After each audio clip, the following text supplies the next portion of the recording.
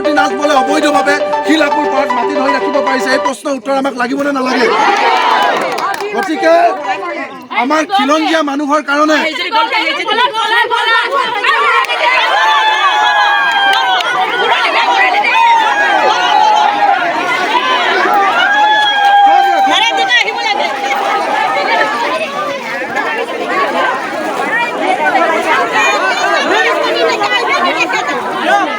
camera को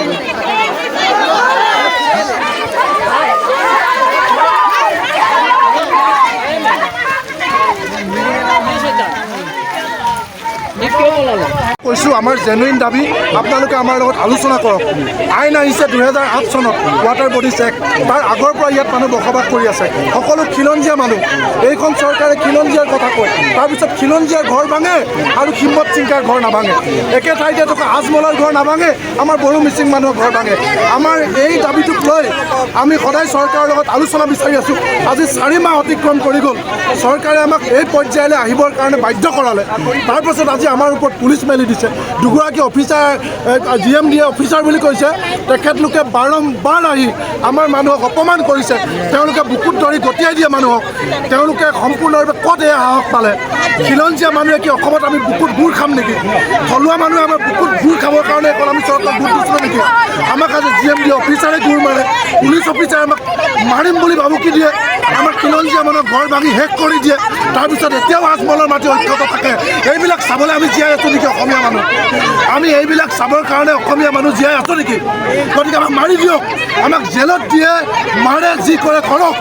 আমাৰ সন্মুখত দেশকৈ অন্যায় আমাৰ চকুৰ আগত যিটো তেওঁলোকৰ তথাকথিত প্ৰজেক্ট সেই প্ৰজেক্টৰ 15 মিটাৰত জিঞ্জাৰ হোটেল থিয় হৈ আছে নাভাঙে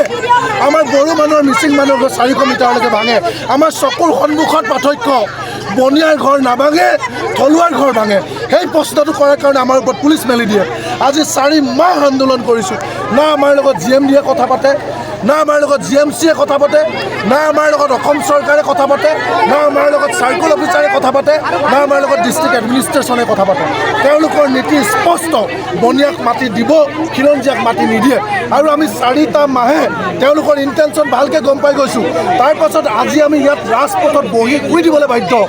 এনেই মৰিছোঁ ৰিকিৰ হাপত তাতে দিছে ধানৰ ভাপত আমাৰ একোৱা জুই জ্বলি আছে ল'ৰা ছোৱালী পৰীক্ষাত ফেইল কৰিলে পৰীক্ষা সময়ত উচ্ছেদ চলালে বয়সস্থ মানুহ হাৰ্ট এটেক মৰি গ'ল তাৰপিছত এতিয়া GMDA অফিচাৰে আমাক বুকুত ধৰি জোকাৰিব পৰা হৈ গ'ল কোনে সাহস দিছে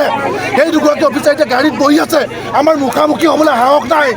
প্ৰশ্ন কৰিবলৈ আহোঁতে আমাক পুলিচে ভাবুকি দিয়ে তোমাৰ ওপৰত কেছ ল'ম তোমাক জেলত দিম দিয়ক না গুলি মাৰি দিয়ক অসমীয়া মানুহৰ অন্যায় হ'ব তাৰপিছত আমি চাই থাকিম নেকি থলুৱা মানুহৰ অন্যায় হ'ব সেইকাৰণে আমি সংগঠন কৰিছোঁ নেকি